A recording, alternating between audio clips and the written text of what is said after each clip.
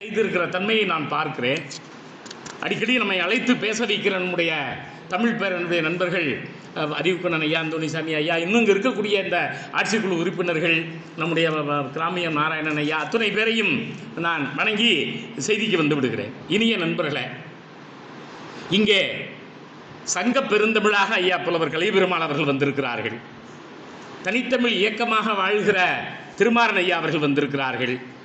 இன்னும் நம்முடைய புரவலராக இருக்கக்கூடிய மெடிக்கல் மாணிக்கம் ஐயா அவர்கள், இப்படி இந்த குளித்தலை பேரவையினுடைய அறிவு சார்ந்தோர்கள் எல்லாம் இருக்கிற இந்த இடம், இந்த தமிழ் இன்றைக்கு ஆண்ட்ராய்டு தமிழாக, செயலி தமிழாக, அச்சகத்தை தாண்டி வளர்ந்திருக்கிற ஒரு காலத்தில் நாம் வாழ்கிறோம். இந்த புத்திலக்கிய காலத்தில் என்ன மாதிரி புதுமை இந்த இலக்கியத்தில் இருக்கிறது, பாடுபொருளில், வடிவமைப்பில், அது தந்திருக்கக்கூடிய இந்த ஊடகங்களில் எப்படியெல்லாம் இது இருக்கிறது என்பதை நாம் பருந்து பார்வையிலே சுருக்கமாக வழங்கிவிட நினைக்கிறேன் நண்பர்களே. நான் எப்போவுமே இந்த ஆங்கில உலகிற்கு நம்முடைய தமிழை கொண்டு சென்ற நத்தானியல் கிண்டர்ஸ்லி அவர்களை தான் தொடக்கமாக தொடங்குவது இக்கால இலக்கியத்திற்கு.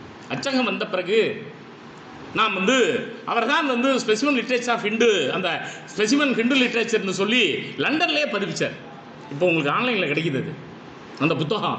தமிழை ஆங்கிலத்தில் மொழிபெயர்த்து உலகுக்கு கொண்டு போனவர். கால்டுவெலுக்கு 70 ஆண்டுகளுக்கு முன்னாலே, எல்லீசருக்கு முன்னாலே உலக அளவில் தமிழை கொண்டு போய் சேர்த்தவர் அவர். ஆகையினாலேயே நான் தொடங்குகிற போது எப்போதும் நன்றியோடு கிண்டர்ஸ்லி அவர்களை நினைப்பது உண்டு. வீரமாமுனிவர்களெல்லாம் பிறகு அவர்கள் வந்தாலும் ஆங்கிலம் உலக மொழியாக வந்த பிறகு அவர் செய்த பணி ஒரு மிகப்பெரிய பணியாக இருக்கிறதை நாம் கவனிக்கிறோம் நண்பர்களே. அந்த வகையில் நாம் இந்த தமிழை எப்படி புதுமையை இந்த இக்கால இலக்கியத்தில் நாம் பார்க்கிறோம். உள்ளடக்கத்தில் மதத்தை தாண்டி வந்தது நம்முடைய இடைக்கால இலக்கியத்தில். மதங்களுக்குள்ளே இலக்கியம் பொதிந்து கிடந்த போது அதை தாண்டி வெளியில் கொண்டு வந்தது இக்கால இலக்கியம். அது புதினமாக இருந்தாலும், நாடகமாக இருந்தாலும், சிறுகதையாக இருந்தாலும், புதுகவிதையாக இருந்தாலும், லிபரிக்யூ சென்று என்கிற வடிவங்களாக இருந்தாலும், மதத்தை தாண்டி வெளியில் வந்தவை உள்ளடக்கத்தில் என்று நாம் இதை பார்க்கிறோம். அப்போ இந்த இக்கால இலக்கியம் என்கிற இந்த தமிழினுடைய மிகப்பெரிய ஒரு வெள்ளம் போல் வளர்ந்த இந்த துறை இருக்கிறதே, மிகப்பெரிய வளர்ந்திருக்கிறது. அதே போல நல்ல எளிய நடையில, வடிவத்தில், கற்பனையில், இப்படியெல்லாம் புதிய புதிய போக்குகளோடு இக்கால இலக்கியம் வந்திருக்கிறத நாம் கவனிக்கிறோம் நண்பர்களே. உங்களுக்கெல்லாம் தெரிந்த செய்திகளை விட்டுவிட்டு தெரியாதவற்றை நான் சுட்டிக்காட்ட விளைவுகிறேன். நீங்கள் ஆதியூர் அவதானி சரிதம்னு 1878 5 காலங்களில் ஒரு நல்ல செய்யுளாலான ஒரு புனைகதை வந்திருக்கிறத நம்ம கவனிக்கிறோம். ஆமாம், அந்த காலகட்டத்தில் அதுக்கு முன்னுரை எழுதிய மாயூர வேதநாயகம் பிள்ளை சொல்கிறாரு, இது ஒரு நல்ல புனைகதையாக இருக்கிறது, ஆனால் இது செய்யுளிலே இருக்கிறது, இது போல உரைநடையில் யாராவது செய்ய வேண்டும். அப்புறம் தான் அவர் நாவல் எழுதுகிறார். 3 ஆண்டுகள் 4 ஆண்டுகள் எழுதி 1879. அப்போ இந்த 19ஆம் நூற்றாண்டினுடைய பலரும் நிறைய எழுதியிருக்கிறத நம்ம கவனிக்கிறோம். அந்த பிரதாப முதலியார் சரிதமே ஒரு மிகச்சிறந்த பெண்ணிய இலக்கியம். அதனால்தான் தமிழ் இலக்கியத்தில் புதிய வெளிச்சம்னு எழுதுகிற பஞ்சாங்கம்ங்கிற திறனாய்வாளர் சொல்லுவார், இந்த அச்சகங்கள் வந்த பிறகு, இந்த ஐரோப்பியர்கள் வந்த பிறகு, பெண்கள், பெண்ணிய சிந்தனை, பெண் முன்னேற்றம், ஒடுக்கப்பட்ட மக்கள், விளிம்பு நிலை மனிதர்கள், சமூகத்தினுடைய கடநிலையில் கிடைப்பவர்கள் தங்களுடைய உணர்வுகளை வெளிப்படுத்தியது மட்டுமல்ல, இலக்கியத்தின் பாடுபொருளாக மட்டுமல்ல, இலக்கியத்தினுடைய தலைமை மாந்தர்களாகவும் இருந்தார்கள். அதுதான் ஒரு மிகப்பெரிய புதுமை அப்படிங்கிறத அவர் அந்த திறனாய்வாளர் குறிப்பிட்டு காட்டுகிறத நாம் கவனிக்கிறோம் நண்பர்களே. ஆமாம், நீங்கள் கமலாம்பாள் சரிதம்ங்கிற அந்த புதினத்தில் பார்க்கிறோம். அது வைதிகத்தினுடைய வாழ்க்கையை வரையறுக்கிற ஒன்றாக ராஜமையராலே எழுதப்பட்டிருக்கிறதையும் கவனிக்கிறோம். ஆமாம், அதே நேரத்தில் மாதவையா பத்மாவதி சொல்லம் எழுதியது மட்டுமில்லை நண்பர்களே, அவர் அந்த மேட்டுக்குடி மக்களிடம் இருக்கக்கூடிய எப்படி குழந்தை திருமணம் நடக்கிறது, எப்படி விதவை மறுமணத்துக்கு அவர்கள் அனுமதிப்பில்லை, கைம்பெண் கொடுமை, இப்படி சாதிய கொடுமை, தந்தை பெரியாருக்கெல்லாம் முன்னாலே நாம் இந்த மாதவையா அவர்களுடைய படைப்புகள், அவற்றை நம்மாலே ஒரு திறனாய்வாளர் என்கிற முறையை அவதானிக்க முடிகிறது நண்பர்களே. இந்த காலகட்டத்தில் தீமா பொன்னுசாமி பிள்ளை என்கிற ஒருவர் ரங்கூன்லேருந்து புதினங்களை எழுதியிருக்கிறார். அவரும் இதே போல ஒரு மாற்று சிந்தனையில் ஒடுக்கப்பட்ட மக்களுடைய இலக்கியங்களை வெளிப்படுத்துகிற தன்மையை பார்க்கிறோம். இலங்கையிலேருந்து சித்திலப்பை என்கிற மரைக்காயர் என்கிற ஒருவன் அப்படித்தான் அசன்பே சரித்திரம் என்று அந்த புதிய இலக்கிய வடிவம் உரைநடை வளர்ந்த பிறகு வந்திருக்கக்கூடிய வடிவத்தில் பல்வேறு நுட்பங்களை தந்திருக்கிறத நான் பார்க்கிறேன் நண்பர்களே. அது மட்டும் இல்லை, இந்த அசன்பே சரித்திரத்தினுடைய கதை களமே அந்த காலகட்டத்திலேயே லண்டனில் வரும், கல்கத்தாவுக்கு போவோம். நீங்கள் அந்த கதைக்களம் வந்து மும்பாய், சூரத் என்றெல்லாம் நீங்கள் தொடங்கி கெய்ரோ வந்து, அப்போ ஒரு கதைக்களம் கெய்ரோவில் தொடங்கி நடக்கிற அளவுக்கு அந்த அசன்பே சரித்திரம் இருக்கிறதே, தமிழை ஒரு உலக கதைக்களத்துக்குள்ளே கொண்டு போன ஒரு புதினம் என்றே நான் பார்க்கிறேன். அதற்கு பின்னால் இன்றைக்கெல்லாம் வந்து பிரபஞ்ச இலக்கியங்கள் என்று தனியாக வந்திருக்கின்றன. ஆனாலும் இதெல்லாம் 1890களில் இந்த பணியை இவர்கள் செய்திருக்கிறார்கள் என்கிற போது நமக்கு ரொம்பவும் வியப்பாக இருக்கிறது நண்பர்களே. அதனால்தான் இந்த திறனாய்வாளர்கள் சொல்லுகிறார்கள், இந்த இக்கால இலக்கியம்தான் இந்த பெண்ணியத்தையும் இந்த விளிம்பு நிலை மனிதர்களுடைய வாழ்வியலையும் படம் பிடித்த தன்மைகள் என்பதை நாம் கவனிக்கிறோம் நண்பர்களே. அதே போல பரிதிமார் கலைஞரை பற்றி நமக்கு தெரியும். அவர் தனித்தமிழை தொடங்கினார்னா பேசுவோம். அவர் மதிவாணன் ஒரு புதினத்தை 1897 தொடங்குறார். 1897 அவர் எழுதிய மதிவாணன்கிற புதினம் தான் நண்பர்களே தூய தமிழ் நடைக்கு எடுத்துக்காட்டான புதினமாக இருக்கிறது. இதையெல்லாம் இந்த குளித்தலை தமிழ் பிறவிலே நான் ஏன் குறிப்பிடுகிறேன் என்றால், சிலர் தமிழுக்கு செய்திருக்கிற தொண்டு மிகப்பெரிய தொண்டு. அவர் பெயர் வைக்கிற போது எப்படி வைத்தார் தெரியுமா? ஏ கிளாசிக்கல் தமிழ் ஸ்டோரின்னு பெயர் வைக்கிறார். அந்த காலகட்டத்தில் இப்படி பலரும் தங்களால் முடிந்த அளவுக்கு எழுதிய தன்மைகளை பார்க்கிறோம். ஆமாம், நீங்கள் மாதவையா ஒரு வரையறை சொல்லுவார். ஆசிரியர் எழுதுகிற போது பொதுநடையில் எழுத வேண்டும். பாத்திரங்கள் வேண்டுமானால் கொடுந்தமிழ் வழக்கில், வட்டார வழக்கில், பேச்சு வழக்கில் எழுதலாம். ஆனால் ஒரு படைப்பாளியை அப்படி எழுதக்கூடாது என்று 1898களில் இந்த உரைநடை வடிவத்திற்கு கூடிய புனைகதைக்கு ஒரு வரையறையை இவர்கள் தருகிறார்கள் என்கிற போது நண்பர்களே நாம் நுணுக்கமாக கவனிக்கிறோம். இலக்கியத்தில் கடித வடிவத்தில் எழுதுகிற கோகிலாம்பாள் கடிதங்களை மறைமலை அடிகளார் நமக்கு அறிமுகப்படுத்தியது போலவே மாதவையாவும் அவருடைய அந்த இலக்கியங்களில் இந்த கடித முறையெல்லாம் கொண்டு வந்து, நாட்குறிப்பு முறையெல்லாம் கொண்டு வந்து எழுதுகிற ஒரு போக்கு இருக்கிறதையும் திறனாய்வாளன் என்கிற முறையில் என்னால் நுட்பமாக பார்க்கப்படுகிறது நண்பர்களே. இதில் இன்னொரு செய்தி, இந்த 1950க்கு முன்னாலே பல பெண் எழுத்தாளர்கள், அது ரொம்ப இன்றியமையாதது நண்பர்களே. நான் பிற்பகுதியில் பெண்ணியம் பற்றி கொஞ்சம் குறிப்பிட விரும்புகிறேன். அதில் சகோதரி கிரிஜா தேவி எழுதியிருக்கக்கூடிய மோகனராங்கி, மூவாவேர் ராமாமிர்தம் அம்மையார், தாசிகளின் மோசவலை, அந்த காலகட்டத்தில் சமூகத்திற்குரிய ஒடுக்கப்பட்ட மக்களுடைய டிபி ராஜலட்சுமி, கமலவல்லிங்கிற புதினம், இவை எல்லாமே திராவிட இயக்கத்தில் தோன்றிய பெண்களால் எழுதப்பட்டவை.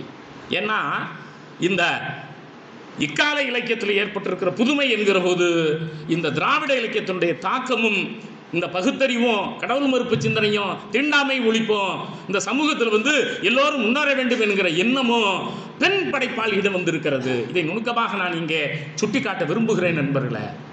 இதெல்லாம் இந்த 1950க்கு முன்னாலே இந்த சிந்தனையிலே தோன்றியவர்கள் இந்த எழுதியிருக்கக்கூடிய இந்த தன்மையை பார்க்கணும். அதே போலவே பொதுவுடைமை இயக்கம் தந்தது.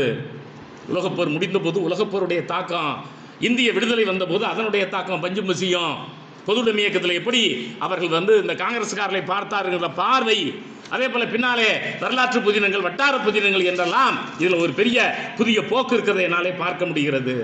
1826 நண்பர்களே தாண்டவராய முதலியார், இது முக்கியமான செய்தி, மராட்டிய மொழியிலிருந்து பஞ்சதந்திர கதைகளை பதிப்பிடுகிறார். நான் ஏன் இதை சொல்லுகிறேன் என்றால் 1835 தான் மெக்காலே காலத்தில் தான் அச்சக சட்டம் வருகிறது.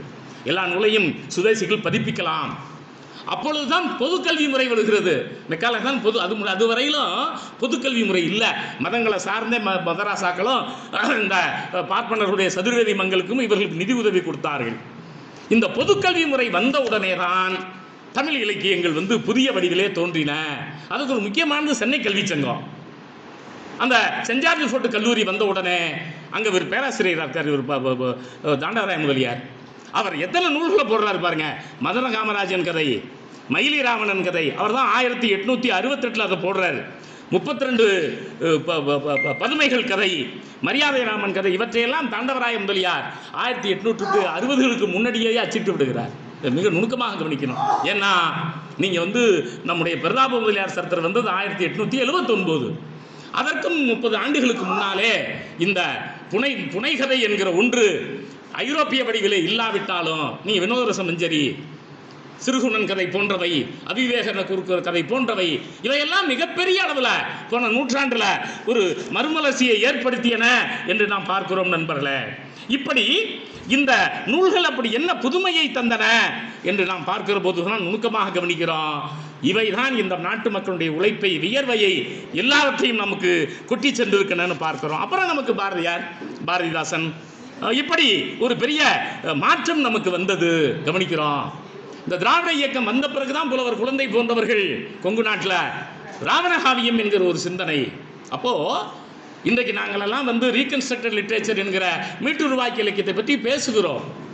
அதை அப்போதே இவர்கள் பெரிய அளவில் தந்திருக்கிறார்கள் அப்படிங்கிறத பார்க்குறோம். எளிமையாக பட்டுக்கோட்டையாருடைய கவிதைகள், ஆமாம், நல்ல இந்த உவமைகளில் மிக எளிமை என்பது தமிழ் இலக்கியத்தில் புகுந்ததை கவனிக்கிறோம். நண்பர்களே, இந்த இக்கால இலக்கியத்தினுடைய புதுமையில எப்படி இந்த பெண்ணியம் இருக்கிறதோ அதுபோல தலித் இலக்கியம் என்கிற ஒன்று தோன்றியது. 1991 தான் தமிழில் இந்த சொல் தலித் என்கிற சொல் இங்க இருக்கிற பட்டியலின மக்களை குறிப்பதற்காக வருகிறது. நண்பர்களே, ஒரு கவிதையை மட்டும் நான் இங்கு சுட்டுக்காட்ட விரும்புகிறேன். ராஜமுருகு பாண்டியன் என்கிற அவர் இந்த விளிம்பு நிலை மக்கள்னு ஒரு கவிதை தொகுதி வெளியிட்டிருக்கிறார். ரொம்ப அருமையான கவிதை நண்பர்களே. முதலாளி அம்மாவின் பழம்புடவை அம்மாவிற்கு புதுப்புடவை, அம்மாவின் பழம்புடவை அக்காவிற்கு புதுப்புடவை, அக்காவின் கிழிந்த புடவை தங்கைக்கு புது தாவணி, தங்கையின் கிழிந்த தாவணி தம்பிக்கு புது கோவணம்.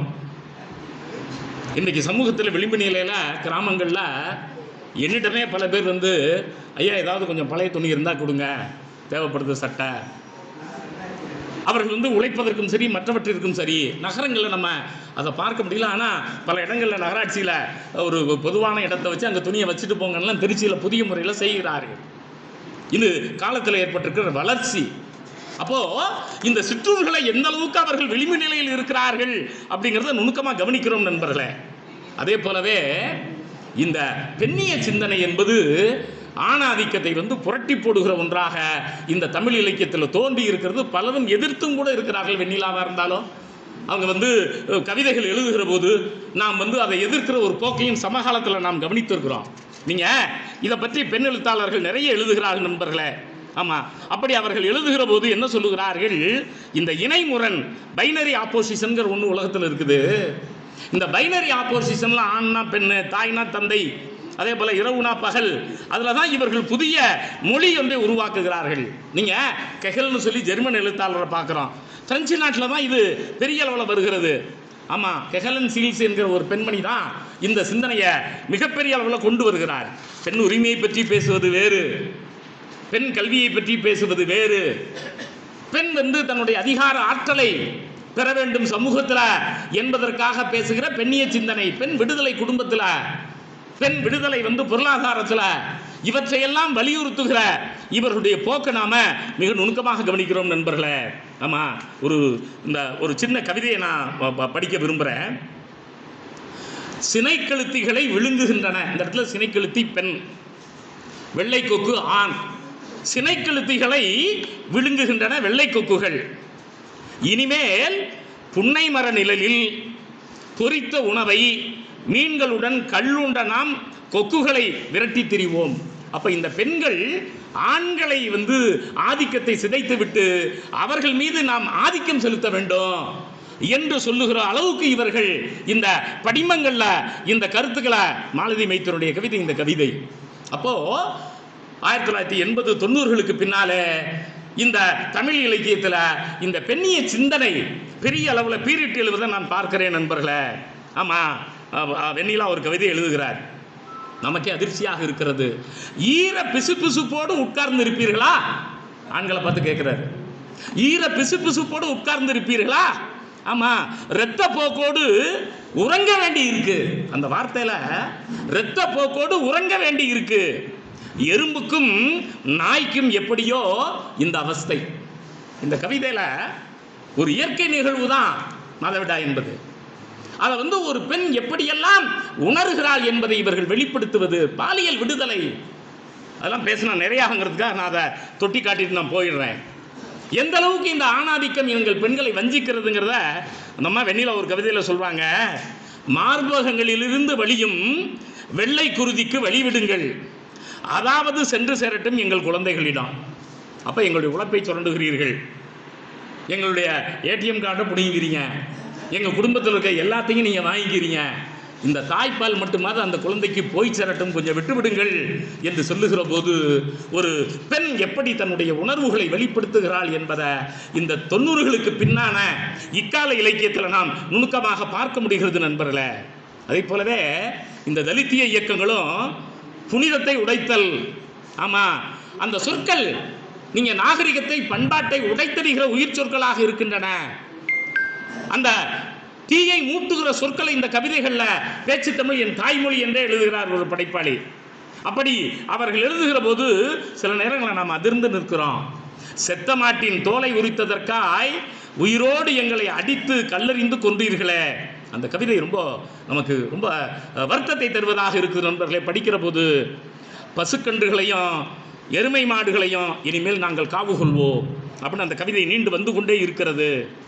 ஊருக்கு ஒரு வைப்பாட்டியுடன் பொறுப்பற்று தெரிந்த தாத்தா, குடும்பத்தை தன் தலையில் சுமந்த பாட்டி என்று அந்த ஒடுக்கப்பட்ட மக்களிலேயும் பெண்கள் இன்னும் ஒடுக்கப்படுகிறார்கள். அப்போ இந்த கவிதைகள் எந்த வலியை பதிவு செய்கின்றன என்பதை நாம் கவனிக்கிறோம் நண்பர்களே. எரிந்த பிணத்தில், அங்கிருந்து வருகிற சாம்பலில், வீசும் கவுச்சி நாற்றத்தில் பீரிட்டலும் எம் உணர்வுகள் சாதிய சனாதனத்தை தரைமட்டமாக்கும். முதலும் வட்டியுமாய் நாங்கள் திருப்பி தர விரும்புகிறோம், திமிரி எழுகிறது தலித்தனும் அடையாளம் என்று இவர்கள் எழுதுகிற போது காலம் காலமாய் அந்த ஒடுக்கப்பட்ட உணர்ச்சியிலிருந்து இவர்கள் எப்படி பீரிட்டு எழுகிறார்கள் என்பதை இந்த இலக்கியங்கள் பதிவு செய்கின்றன நண்பர்களே. உலக அளவில் இருக்கக்கூடிய திறனாய்வாளர்கள் இந்த ஒடுக்கப்பட்ட விளிம்பு நிலையில் இருக்கிற மக்களுடைய உணர்வுகளுடைய வெளிப்பாட்டை ஆவணப்படுத்துகிறார்கள், ஆராய்கிறார்கள், அதை பற்றி உலக சமூகத்துக்கு கொண்டு செல்கிறார்கள், மனித உரிமை இயக்கங்களுக்கு எடுத்து செல்கிறார்கள். அந்த நிலையில் இந்த இலக்கியங்கள் முதன்மை பெற்று இருக்கின்றன அப்படிங்கிறத நான் நுணுக்கமாக பார்க்கிறேன். பல நேரங்களில் இந்த சமகால நிகழ்வுகளை நீங்கள் வாலி கூட எளிமையாக சொல்லிட்டு போவார். மசூதியை மண்ணில் சாய்த்ததில் மானக்கேடு நபிகள் நாயகத்துக்கு இல்லை, ஜனநாயகத்திற்கு. மசூதியை மண்ணில் சாய்த்ததில் மானக்கேடு நபிகள் நாயகத்துக்கு இல்லை, ஜனநாயகத்திற்கு என்றெல்லாம் சொல்லுகிற போது எப்படி நம்முடைய சமகால படைப்பாளிகள் இதை மீட்டு கொண்டு சொல்லுகிறார்கள். சில நேரங்களில் சில இந்த ஹைக்கூ லிமரைக்கு போன்ற இந்த கவிதைகளில் நகைச்சுவை, அதுவும் கவிஞர் மீரா அதற்கென்றே பிறப்படுத்தவர், எதையும் எளிமையா நகைச்சுவையா. அதனால படிப்பாளிகள் மீராவை அதற்காக எடுத்து படிக்கலாம். வாத்தியார் மனைவி செத்ததற்காக விடுமுறை, மகிழ்ச்சியில் குதித்த மணிப்பயல் கேட்டான். ரொம்ப வருத்தமா இருக்கு, ஒரே ஒரு மனைவி தானா அவருக்கு? மீரா, ஒரு நாள் தானே லீவு, இன்னும் 2-3 மனைவி இருக்காதா? இன்னும் 4-5 நாள் லீவ் விட மாட்டாங்களா? ஒரு எள்ளலாக அந்த மாணவனுடைய அந்த உணர்வை அவர் பதிவு செய்கிற போது இன்னொரு கவிதையில் எழுதுறாரு. இலக்கிய கூட்டம், பரவசம் மூட்டும் பக்தி கூட்டம், எந்த கூட்டம் என்றாலும் வைரமுக்குத்தி கடுக்கன் செய்த முன்னிலையில் இருப்பாள் அவள். என்ன செய்வது, காது மட்டும் அவளுக்கு கேட்காது. அப்போ ஒரு எள்ளலாக இந்த இலக்கிய கூட்டத்திற்கு செல்பவர்களை எல்லாம் அவர்கள் எதையுமே கவனிப்பதில்லை, ஏதோ பேருக்கு போய் உட்கார்ந்து இருக்கிறாங்க அப்படின்னு மீரா அதில் சொல்லலை. யாரும் ஆர்வத்தோடு அதை கவனிக்கிறது இல்லைன்னு அந்த அம்மா சொல்லலை. பக்தி கூட்டமாக போகிறான், அங்கே என்ன நடக்குதுன்னு அவனுக்கு, ஆனால் அந்த உணர்த்துகிற முறை இருக்கிறதே நண்பர்களே. மீரா அவனுடைய கவிதைகள் அந்த நகைச்சுவையோடு எழுதப்படுறதை நம்ம பார்க்குறோம். ஆமாம், நல்ல படிமங்கள், இமேஜரி. குச்சி பயலுக்கு கந்தக தலைப்பாகை சின்னதாய் பிடித்து இழுத்தால் எரிந்து விழுகிறான் எண்ணமாய். ஒரு தீக்குச்சி கந்தக தலைப்பாகை பிடிச்சி இழுத்தா பற்றிக்கிட்டு எரியுது. இந்த குச்சி பைய எவ்வளோ ஆத்திரப்படுறான், எரிச்சல் படுறான், எரியிறான் என்று ஒரு நுட்பமான படிமத்தோடு எழுதுகிற போக்கு. ஒரு சிமெண்ட் தொழிற்சாலை பற்றி அவர் எழுதுகிறார். இதுதான் வேலை, மல்லாந்து படுத்து சிகரெட் புகையை ஊதி ஊதி தள்ளும் எங்கள் ஊருக்கு வந்த சிமெண்ட் தொழிற்சாலை என்று சொல்லுகிற போது ஒரு எள்ளலோடு சுற்றுச்சூழல் பாதிப்பையும் சுட்டி காட்டுகிற ஒன்றை நாம் கவனிக்கிறோம். மீரா சில நேரங்களை நம்பிவிட்டுற மாதிரி எழுதுவார். சூரியன் மறைந்து விட்டான் என்று நீ சோர்ந்து விடாதே, சந்திரன் வரும், நட்சத்திரங்களும் வரும், வளைத்து பிடி. இப்படி நண்பர்களை ஒரு எள்ளலோடு எழுதுகிற போக்கு. அப்போ பாடுபொருள் அகத்தினையும் புறத்தினையும் இருந்தது மாறி கவிதையினுடைய பாடுபொருள்ல, இலக்கியத்தினுடைய பாடுபொருள்ல இவையெல்லாம் நுட்பமாக வந்திருக்கிறத நம்ம கவனிக்கிறோம். உங்களுக்கெல்லாம் தெரியும் தமிழன்பனுடைய கவிதை. 10வது தடவையாக விழுந்தவனுக்கு முத்தமிட்டு சொன்னது பூமி, நீ 9 முறை எழுந்தவன் அல்லவா. எதுலையுமே பாசிட்டிவ் அப்ரோச் இருக்கணும், உடன்பாட்டு அணுகுமுறை இருக்கணும். நீ 9 தடவை எந்திரிச்சவன் எந்திரி என்று தமிழன்பன் சொல்லுகிற போது ஒரு நம்பிக்கையுற்ற தன்மை என்ற கவிதைகளை பார்க்கிறோம். ஆமாம், சில நேரங்களில் ஒரு சென்றியூ கவிதை நண்பர்கள் இந்த சென்றியூக்கு ஒரு விளக்கம் சொல்கிறாங்க. கடைசி வரியில் தான் ஒரு நகைச்சுவை இருக்கும். அதுதான் சென்றியூ கவிதை. பஞ்சதண்ட காட்டில் நரிகளுக்கு பஞ்சம். காரணம், அவையெல்லாம் நாடாளுமன்றத்திற்கு சென்று விட்டன. பஞ்சதந்திர காட்டில் நரிகளுக்கு பஞ்சம், ஏன் அவையெல்லாம் நாடாளுமன்றத்திற்கு சென்று விட்டன என்று சொல்லுகிற போது அந்த நாடாளுமன்றத்துக்கு சென்று விட்டனங்கிற அந்த தொடர் எள்ளலாக எல்லா திருட்டு பையன் அங்கே இருக்கான் என்று சொல்லாமல் சொல்லுவதை இந்த சென்றியூ கவிதைகள் அப்துல் ரஹ்மான் போன்றவர்கள் குறிப்பிடுகிற போது நாம் நுட்பமாக கவனிக்கிறோம். ஆமாம், 1000 பேரோடு வேட்புமனு தாக்கல், 50 வாக்குகள். ஆமாம், எள்ளலாக. அப்போ இந்த ஒருவண்டி சென்றியூரில் இருக்கக்கூடிய இந்த கவிதைகள் எல்லாம் நம்ம நுணுக்கமாக கவனிக்கிறோம் நண்பர்களே. ஆமாம், நிறைய அவர்கள் இந்த லிமெரிக் கவிதைகளையும் பேசுகிறார்கள் நண்பர்களே. ஆமாம், அப்துல் ரஹ்மானுடைய ஒரு கவிதை நண்பர்களே எப்படி எல்லாம் எழுதுறாரு பாருங்க. வள்ளுவரும் மாணவராயானார், திருக்குறளில் தேர்வு எழுத போனார், முடிவு வெளியாச்சு, ஃபெயிலாகி போச்சு, பாவம் அவர் படிக்கவில்லை கோனார். அப்போ இதுதான் அவங்க என்ன சொல்றாங்க, இந்த லிமெரிக் அப்படிங்கிறது 4 வரியில் இருக்கும். அந்த கடைசி வரியில படிக்கவில்லை கோனாருங்கிறப்போ நம்மளை அறியாம ஒரு சிரிப்பு வந்துடும். இப்படி எழுதுவது தான் லிமெரிக். அப்ப இந்த புதுகவிதை என்பதற்கு உள்ளாரையே படிமம் இருக்கிறது என்று சொன்னார்கள். புதுகவிதை இலக்கணம்னே ராஜேந்திரன் ஒரு புத்தகம் எழுதியிருக்கார்.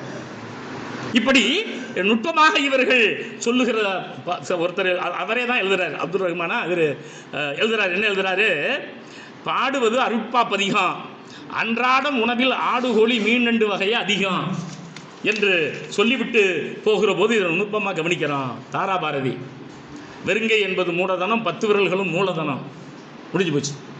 இப்படி நம்பிக்கையூட்டுகிற மாதிரி எழுதுகிற தன்மை அப்படின்னு சொல்லிட்டு அவரே எழுதுறார் நண்பர்களே. பூமி பந்துக்கு என்ன விலை, உன் புகழை தந்து வாங்கும் விலை. உன் புகழை கொடுத்திட்டுனா பூமி உனக்கு பாக்கெட்ல, நீ புகழ் பெற வேண்டும். அப்போ இந்த உலகத்தில் எதை தந்தாலும் எனக்கு வேண்டாம், தீயமை செய்ய மாட்டேங்கிற இந்த சங்ககால தாக்கத்தை நாம் இங்கே பார்க்கிறோம் நண்பர்களே. ஆமாம், நாங்கள் எழுந்தால் கொடிமரம், விழுந்தால் அடியுறோம், இதுதான் தமிழன் என காட்டு. எல்லாம் அந்த தாராபாரதி கவிதை நண்பர்கள். தாராபாரதி கிட்ட இந்த மாதிரி நம்பிக்கையூட்டுகிற தன்மைகள் 3 வரிகளில் எழுதுகிற பார்க்கிறோம். கவிஞர் கந்தர்வன் ஒருத்தர் 3 வரியில் எழுதுகிறார். இங்கே ஆண் பிறந்தால் அச்சய பாத்திரம், பெண் பிறந்தால் பிச்சை பாத்திரம். இங்கே ஆண் பிறந்தால் அச்சய பாத்திரம், பெண் பிறந்தால் பிச்சை பாத்திரம் என்றெல்லாம் எழுதுகிற போது அவர் இந்த சூமு சூப்பின்னு ஒரு கவிதை எழுதியிருக்கார் நண்பர்கள். அப்படின்னா என்னங்க, சுதந்திரத்துக்கு முன் சுதந்திரத்துக்கு பின் 2 வரி தான். சுதந்திரத்துக்கு முன் சுதந்திரம் என் பிறப்புரிமை, சுதந்திரத்துக்கு பின் சுரண்டல் என் பிறப்புரிமை. அப்போ சுதந்திரம் என் பிறப்புரிமைனா இப்ப சுரண்டல் என் பிறப்புரிமை என்கிறான் என்றெல்லாம் அவர் சுட்டி காட்டி விட்டு செல்லுகிற போது நண்பர்களே, இந்த இக்கால இலக்கியத்தில் நான் காப்பிய இலக்கியத்தை பார்க்குறேன். புதுகவிதை காப்பியங்கள்னு தனியாக வளர்ந்துருக்கின்றன. நிறைய 20ஆம் நூற்றாண்டு காப்பியங்கள், தண்ணீழல் மாதிரி நீங்கள் நிறைய குறுங்காவியங்கள், பாவேந்தர், இந்த காப்பியங்களில் அரசியல்கள் தலைவர்களுடைய காப்பியங்கள், அம்பேத்கர் காவியம், பெரியார் காவியமே 2 பேர் எழுதியிருக்காங்க. நான் காமராசர் ஒன்று எழுதியிருக்காரு. அதே போல் மணியன்னு சொல்லி நாகப்பட்டினத்துக்காரர் ஐயாவோட்டெல்லாம் பணிபுரிந்தவர் நம்முடைய கரந்தை இதில் நாம வேண்டசாமி நாட்டார் கல்லூரியில், அவர் தான் மணியன், பேராசிரியர் மணியன்.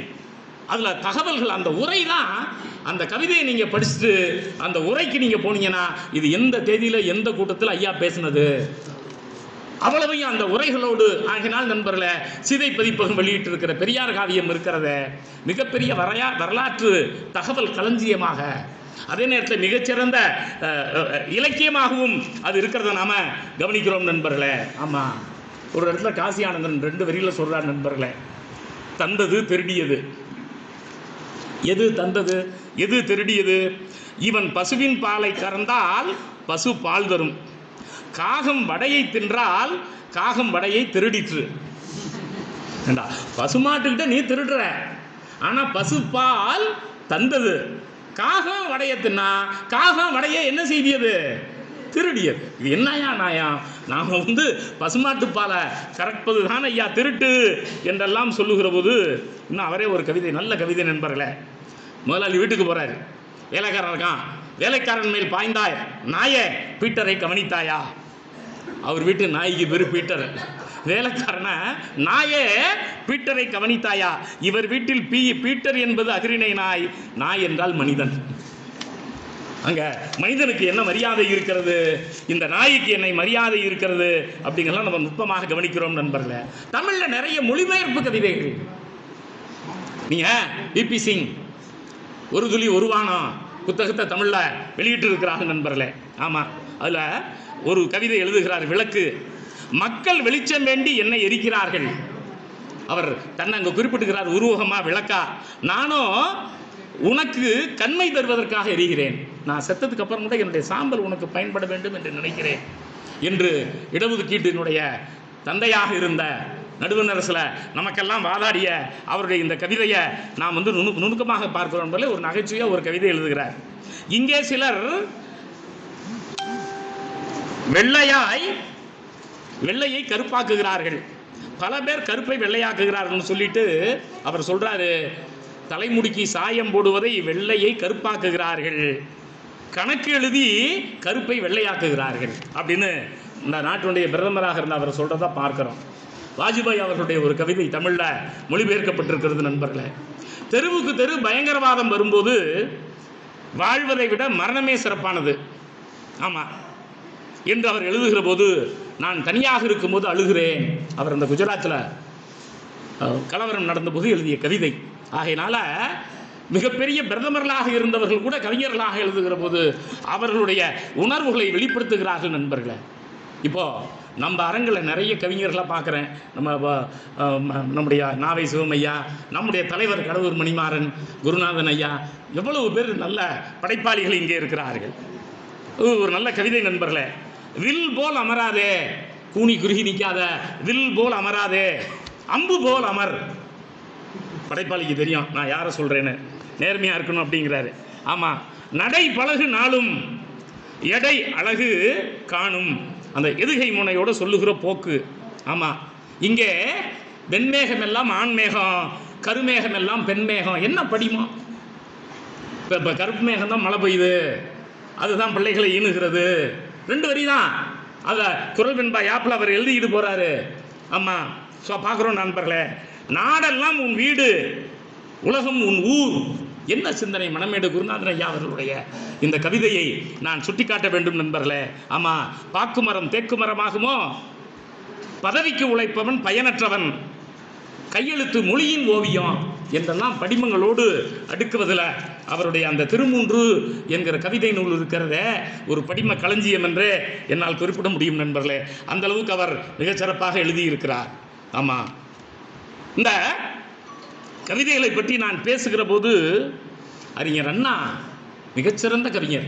பூம்பாறு பதிப்பகத்தில் அவருடைய கவிதைகளை 172 கவிதைகளை தொகுத்து வெளியிட்டு இருக்கிறார்கள். திராவிட நாடு போன்ற பத்திரிகைகளை காலந்தோறும் எழுதியவற்றை 2 கவிதையை மட்டும் நான் சுட்டி காட்டிவிட்டு நகர்ந்து செல்லுகிறேன் நண்பர்களே. ஜான் மேங்கால்டு, கிரேக்க யூரி மில்டிஸு, யுஎஸ்ஏ ஆர்தம் கியர்மன், லூயி உண்டை, இப்படி ஒரு 25க்கு மேற்பட்ட ஐரோப்பிய அறிஞருடைய கவிதைகளை மொழிபெயர்த்து திராவிட நாட்டில் நிறைய அப்பப்போ போடுறாரு. ஆமாம், அப்போ அவர் எழுதுகிறார் நண்பர்களே, 1955 மனிதா என்பது கவிதை. நீ யாருக்கும் தலைவணங்காதே, நிமிர்ந்து நட, கைவீசி செல் அப்படி எழுதிட்டே வர்றார். நீளமா அந்த கவிதை செல்லுகிறது நண்பர்களே. மதவரியர்களை தள்ளி வை, செருக்குடையவர்களை தள்ளி வை, மனசாட்சியே உன் தெய்வம், உழைப்பை மதி, ஊருக்கு உதவு, உனக்கு எட்டாத கடவுளை பற்றி பிதற்றாதே, சிந்தனை செய், செயலாற்று. இப்படி புதுகவிதை நடையில் இன்னும் அறிஞர்களுடைய சிந்தனைகளை எல்லாம் ஆக்குவதில் அறிஞர் அண்ணாவினுடைய கதைகளை விட, அவருடைய குறுநாவல்களை விட, அவருடைய கடிதங்களை விட அவர் மிகச்சிறந்த கவிஞராகவும் மிளிர்வதை நாம் கவனிக்க முடிகிறது நண்பர்களே.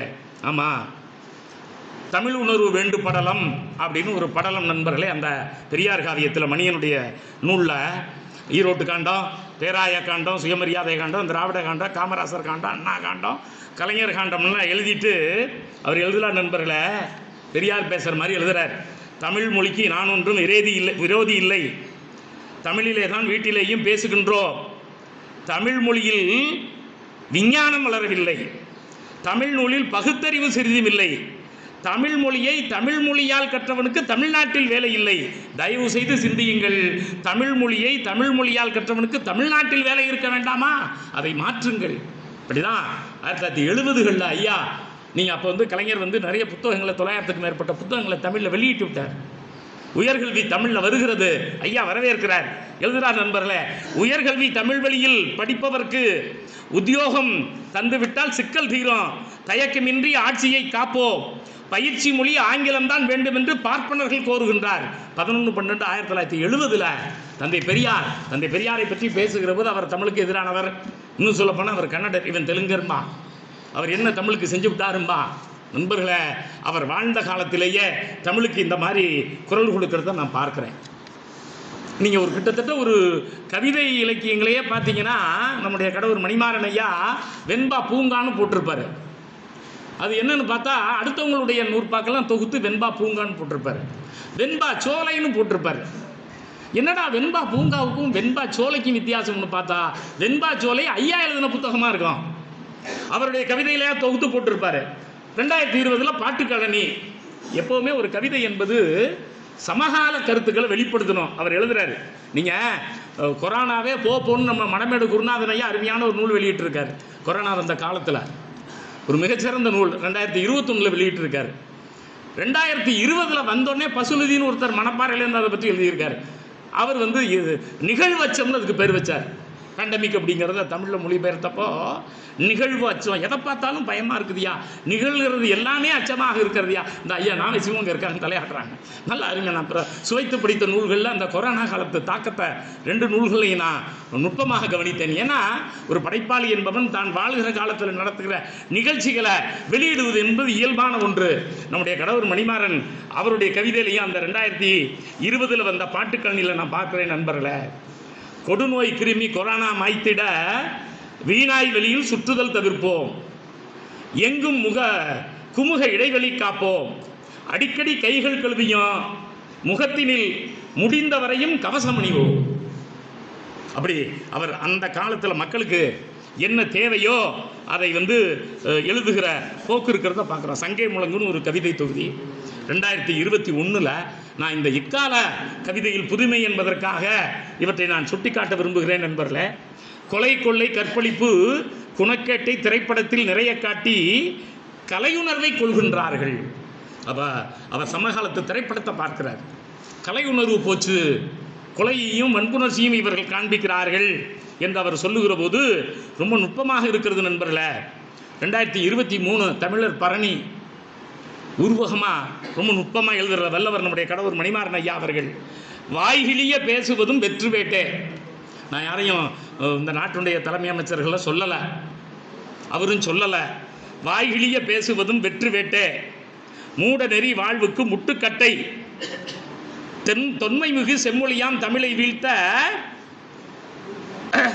துடிக்கின்ற வன்மைக்கு சொல்லிட்டு பகுத்தறிவே இல்லாதார் இவர்கள் என்று இந்த ஆதிக்கக்காரர்களை அவர் சொல்லுகிற போது, அதை போலவே ஈழ வளர்த்த மரபு பூக்களை நிறைய பார்க்க முடிகிறது.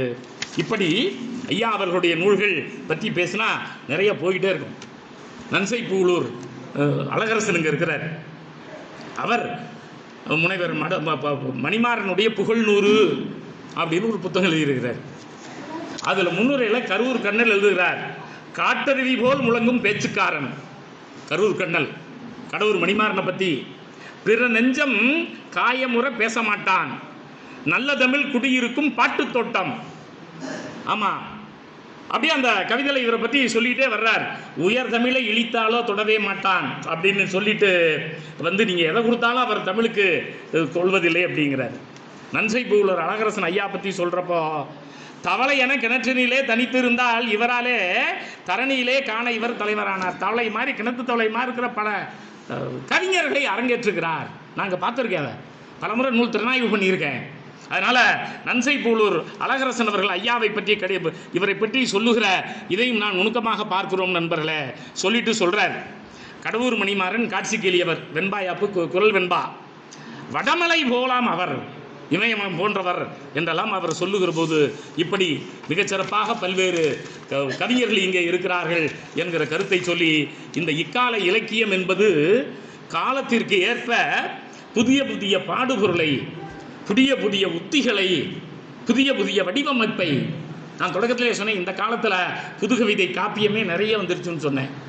கவிராஜன் கதை தொடங்கி நீங்கள் எல்லாருடைய வாழ்க்கையும் இவர்கள் புது கவிதையில் இப்போ பாண்டவர் பூமியின் பாரதத்தையும், ராமாயண கதை பல பேர், இப்படி பழைய இலக்கியங்களை புதிய மரபு கவிதையிலும் எழுதுகிறாங்க. கோவி ராமாயணத்தில் சாபம் விடுபவள் அகலிகை, கல்லாக மாறுபவன் கௌதம முனிவன். அவள் வர்றப்ப இந்த சாபம் நீங்கும். அப்போ மரபு ரீதியான சிந்தனையாளர்கள் கூட பெண்ணிய பார்வையிலே பார்க்கிற மரபு காப்பியமும் வந்திருக்கின்றன என்கிற கருத்தை சொல்லி 30 நிமிடத்திற்கு மேல் எடுத்துக்கொண்டேன். இனிமேல் பேசினால் வெளியே தள்ளிவிடுவார்கள். அனைவருக்கும் நன்றி, வணக்கம்.